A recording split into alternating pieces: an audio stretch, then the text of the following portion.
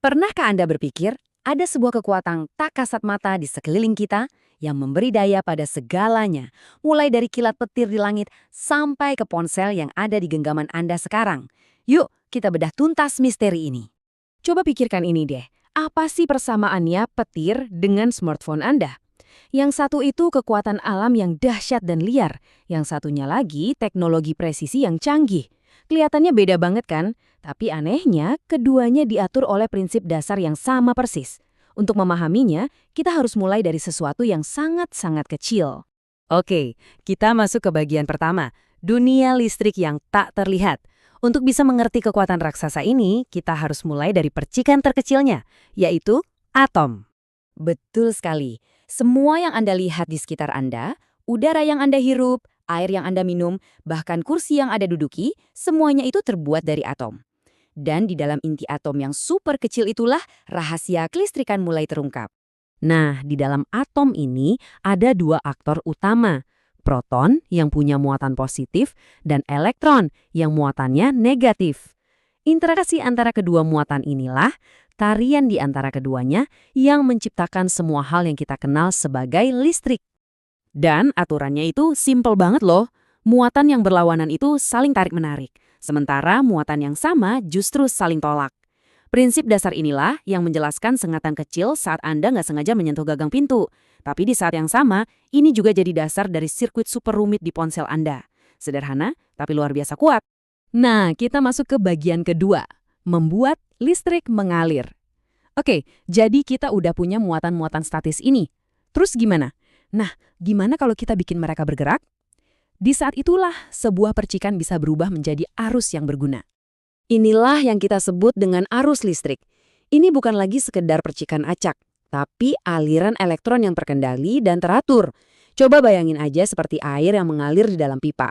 Semakin banyak elektron yang mengalir, ya semakin kuat arusnya. Tapi tentu aja elektron ini kan nggak bisa ngalir di sembarang tempat. Mereka butuh jalur khusus. Nah, konduktor seperti logam tembaga itu ibaratnya jalan tol super cepat buat para elektron. Sebaliknya, isolator seperti karet atau plastik itu seperti dinding bata yang menghentikan total aliran mereka. Dan inilah yang menjaga kita tetap aman dari sengatan listrik. Oke, sekarang kita masuk ke bagian 3. Coba kita geser sedikit topiknya ke kekuatan tak terlihat lain yang sudah bikin manusia penasaran selama berabad-abad, magnet. Dulu orang nganggap ini cuma, ya batu aneh aja, tapi ternyata magnet menyimpan rahasia yang berhubungan sangat erat dengan listrik. Coba deh perhatikan aturannya. Kutub yang berlawanan menarik, kutub yang sama menolak. Kedengarannya familiar banget kan? Ini persis seperti aturan muatan listrik tadi. Selama ratusan tahun, para ilmuwan menganggap ini cuma kebetulan semata. Disinilah semuanya jadi seru. Bagian keempat, ketika dua kekuatan bertemu.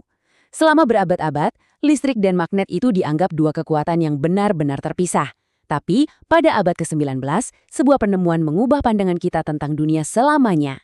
Semuanya berawal tahun 1820, ketika Hans Ørsted secara nggak sengaja melihat arus listrik bisa menggerakkan jarum kompas. Listrik mempengaruhi magnet. 10 tahun kemudian, Michael Faraday mengambil langkah raksasa berikutnya. Ia membuktikan bahwa magnet yang bergerak juga bisa menciptakan arus listrik. Hubungan dua arah inilah yang menjadi titik balik bagi peradaban modern kita. Jadi, intinya begini. Penemuan Ørsted membuktikan bahwa setiap kali ada arus listrik yang mengalir, ia menciptakan medan magnet tak terlihat di sekelilingnya. Sederhananya, listrik bisa menciptakan magnet. Dan disinilah kejeniusan Faraday. Ia membuktikan bahwa kebalikannya juga benar, medan magnet yang bergerak atau berubah bisa menghasilkan listrik. Hanya dengan menggerakkan sebuah magnet di dekat seutas kawat, ia berhasil membuat elektron di dalamnya mengalir. Tiba-tiba listrik dan magnet bukan lagi dua kekuatan yang terpisah, tapi seperti dua sisi dari satu koin yang sama. Prinsip penyatuan yang luar biasa ini dikenal sebagai induksi elektromagnetik. Dan percayalah, konsep tunggal inilah yang menjadi fondasi dari hampir seluruh dunia modern yang kita tinggali hari ini. Kita masuk ke bagian 5, dari gerakan menjadi tenaga. Oke, jadi kita udah tahu kalau listrik dan magnet itu saling berhubungan. Pertanyaannya sekarang, gimana cara kita memanfaatkan kekuatan gabungan ini? Jawabannya ada pada sebuah mesin yang memberi daya pada dunia kita, generator. Cara kerjanya sebenarnya cukup sederhana. Pertama, kita pakai energi mekanik, misalnya dari angin kencang atau aliran air deras, untuk memutar kumparan kawat. Lalu kumparan ini berputar di dalam sebuah medan magnet yang kuat. Nah, berkat prinsip Faraday tadi, gerakan berputar inilah yang mendorong elektron di dalam kawat untuk ikut bergerak. Dan akhirnya, terciptalah arus listrik. Sesederhana itu, gerakan diubah menjadi tenaga listrik. Dan yang lebih keren lagi, prinsip yang sama persis ini juga berlaku sebaliknya pada motor listrik. Di sini, kita justru memasukkan listrik untuk membuat magnet di dalamnya berputar, yang kemudian menciptakan gerakan. Tenaga listrik diubah menjadi gerakan. Inilah keajaiban yang menggerakkan kipas angin atau blender di rumah Anda. Bagian keenam, dan ini bagian terakhir, menerangi planet kita. Prinsip tunggal induksi elektromagnetik inilah yang ketika diterapkan dalam skala supermasif benar-benar menerangi seluruh planet kita. Coba lihat deh semua sumber tenaga ini. Kelihatannya beda-beda ya, ada yang pakai air, uap, angin, bahkan panas dari dalam bumi. Tapi pada dasarnya mereka semua punya satu tujuan yang sama, menciptakan gerakan. Mereka semua dirancang untuk memutar turbin raksasa yang terhubung ke generator raksasa yang kemudian mengubah semua gerakan itu menjadi listrik. Pakai prinsip apa? Ya, induksi elektromagnetik. Jadi, kita sudah menempuh perjalanan yang cukup jauh ya, dari percikan kecil di dalam atom sampai ke jaringan listrik global. Dan sekarang, kita tahu jawabannya. Petir dan ponsel kita memang berbagi rahasia yang sama.